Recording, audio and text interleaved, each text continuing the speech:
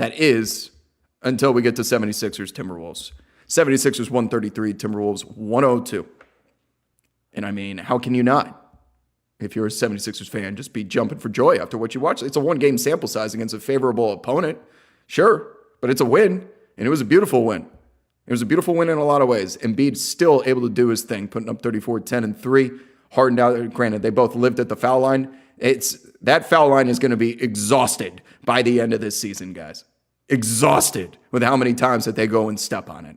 But the refs are calling it, so they're playing the game. It's not the sexiest basketball in the world to watch, but it's effective and it's efficient. And as always, my first question was always going to be, is James Harden going to be on the ball playing point guard initiating the offense, as he should? We know his best position is point guard. We saw that when Chris Paul went down in Houston, he had an MVP run. I think he led the league in assists that year too, didn't he? He's on the ball tonight. We know Joel Embiid does not pick and roll. You can't pick and roll with Ben Simmons because you can just go under the screen and double team Joel Embiid. So he's always been a pick and popper for the most part. With Harden, all of a sudden, this is a famous Wobism, that the seas have parted, that there is space to run in to gallop in the Serengeti. And he said it after the game. That's the most wide open that I've been in my entire career, which is perfect shade once again. He is Joel Embiid. He's one of the smartest dudes in the league, and for him to just throw little needles at Ben Simmons like that still, he did. So watching the two of them have that type of chemistry this early, all eyes on James Harden as he's dribbling and putting pressure on the defense. And the one play that I'm thinking of is when he got his 10th assist. He's out there on an island. The 76ers have the court spread. They have Danny Green in an opposite corner. I think they have Korkmaz out there or Niang or something. They can spread the floor. Everyone's staring at Harden, and he waits for that split second in which someone just takes a step, the slightest of steps, to cheat over. And he just drills Maxey between the eyes with a bullet pass.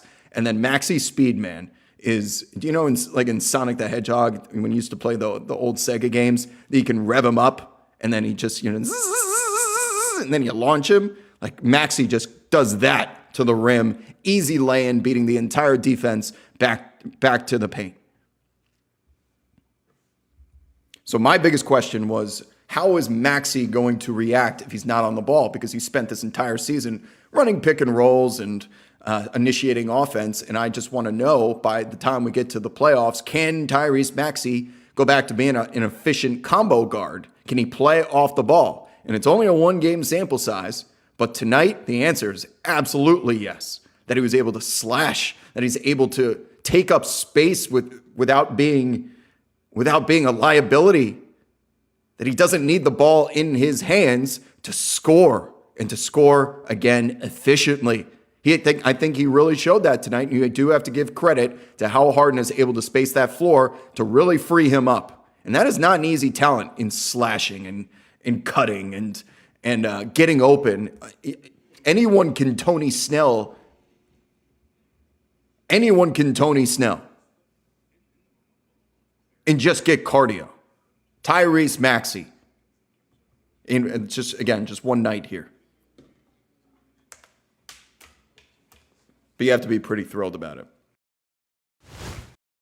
Hey, what's up? Hey. Sixers fan? Welcome First in. time, long time? Absolutely. Honestly, tonight, I can't believe what I watched. Like, I haven't felt this way watching the Sixers in, ever. Never had that kind of backup to Embiid. Different kind of feeling. I don't know if you watched the clip of, when Harden hit his step back and Embiid's going nuts. And then Niang and Embiid have this moment as they're walking off the court where Niang just gives him that DeAndre Jordan Lob City dunk. Like, can you believe this face? And I was like, oh my God. I mean, felt the same way. Embiid coming off in the interview, he said Harden is unlike any person he's ever played with. A way better passer, like no one else is close. You know, some small digs here and there, but yeah, on cloud nine tonight.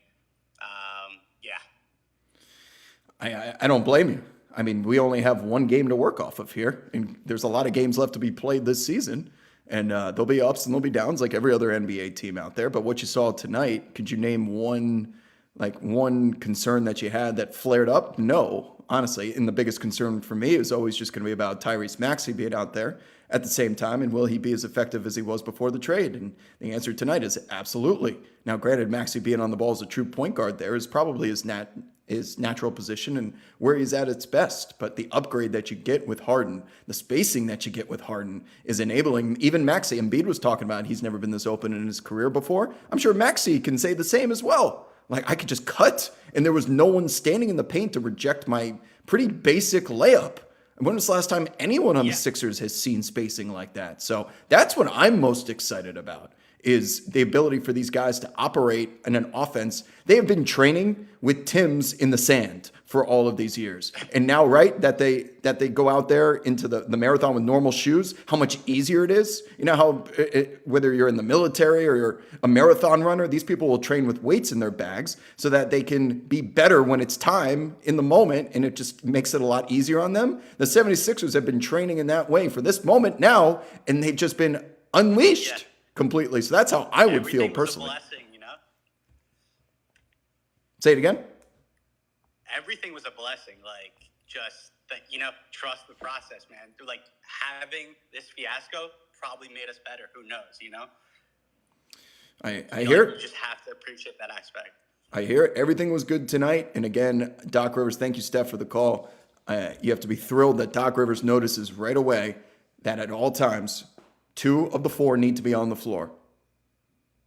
I forgot what team it was in the past that you're just, how do you take both your stars off the court in a playoff game? Was it the Clippers when he was coaching the Clippers? Maybe it was even just a different team completely, but there have been plenty of examples in the past that coaches try and steal those 5 minutes at the end of the first quarter leading into the second. They try and rest their stars then and just say, let's try and survive these minutes. And they lose them by 10. And then they got to put the starters in because they just lost 10 points on the scoreboard in 2 minutes before they're supposed to come to, because you try and just steal those minutes. The 76ers should never, ever be trying to steal minutes with the amount of offense they have on the floor now. And that's the beautiful part, is you can put Maxey back on the ball too. With Embiid in those staggered. You take Maxey off, you let Harden and Tobias go. When Harden and Tobias come off, it goes back to the Maxey Embiid pick and roll. Just like old times. Options, man. Options are not a bad thing. Let's try Trevor again. I promise I'll let people back in if they drop, because I'm a nice guy. Trevor, let's try again. There he is. Hey, Wob. Can you hear me okay? I can. Hey, man. Longtime Sixers fan. This is the most excited I've been since Jimmy Butler was on the team. Tonight was miraculous to watch. Do you think if James Harden has an average night, like, and we hit some open shots, like, who's going to stop the Sixers right now? Like, what do they have to work on? Did you see anything tonight for that? No, I mean, they check every box. They spread the floor. They got guys that can play defense. I mean, I know we love to make fun of Danny Green, but you're going to need Danny Green out there to defend, whether it's a Kevin Durant. Like, at some point, you're going to need who are we putting on Giannis? So let's think this out. If you guys play the Bucks, who's guarding Giannis? Joel. The entire game? I mean, probably not. I think you're going to have Tobias on him a little bit as well, probably. But as long as he can, I would say Joel. In a 7-game series, what's required for Embiid on the offensive side, and his minutes are going to go up. If he has to guard that freak of nature, I am not nearly as bullish as you in this regard, just simply because last time I checked, Joel Embiid is human, I think. I don't think so, man. Well, for him to put in that cardio of guarding that unleashed monster is something I'm not interested in. So if we play Giannis or we play the Nets, the answer is either Tobias or probably Danny Green are the guys that are going to have to stick them. So if there's one area that I feel like they're exploited, it's maybe their swingman defense, unless I'm missing somebody.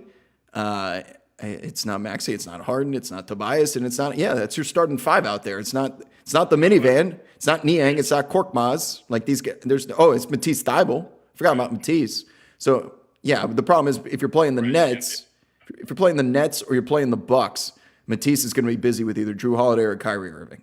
Yeah. So these teams that you match up brilliantly, I think, against the Miami Heat, but at some point you're going to have to beat either the Bucks or Nets to make the finals.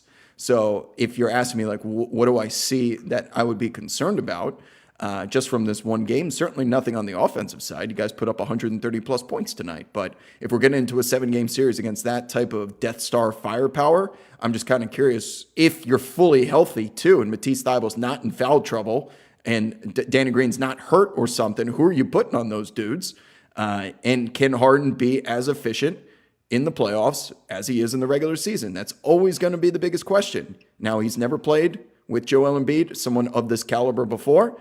And again, Harden doesn't have to be the 50-point scorer that he had to be in the past for them to advance. So maybe that, for him, kind of shifting into that Dwayne Wade role on the Miami Heat when he took a backseat to LeBron, Harden can do that to Embiid. This shit can certainly work. But just because your question was about what do I see in terms of potential down the road opponents, I'm not worried about the Knicks. You guys are going to fucking kill us. Like that, you know what I mean?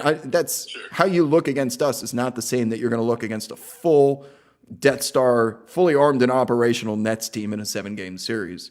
So I guess the hope against the Nets or the Bucks is that we just score more points and have higher efficiency then to compete against those. And to your credit, I can ask the same question to the Milwaukee Bucks, who on your team is guarding Joel Embiid. Right, you can't be double. I guess what I saw tonight was that if Harden's having an average night, he's going to get doubled. Joel Embiid's going to get doubled, tripled. So if we're hitting some open shots, I think they're going to put up more numbers than a lot of other teams. It really wouldn't surprise me for a team to say if Danny Green and Korkmaz and Tyrese Maxey are going to shoot 50% from three-point land. Now, granted, a lot of these threes are going to be wide open. If they are going to shoot 50-plus percentage against us, we're going to live with that. We're going to go home. We're going to 1-2-3 Cancun. I feel like a defensive game plan because we just can't let Harden or Embiid beat us. At some point, someone is going to say, Danny Green's going to have to make 7 threes tonight for us to lose this series. It feels like that's inevitable, and it's going to take the 76ers, like Embiid and Harden, destroying teams for that to ultimately happen. But you're gonna be faced with that challenge at some point. And can they step up to it?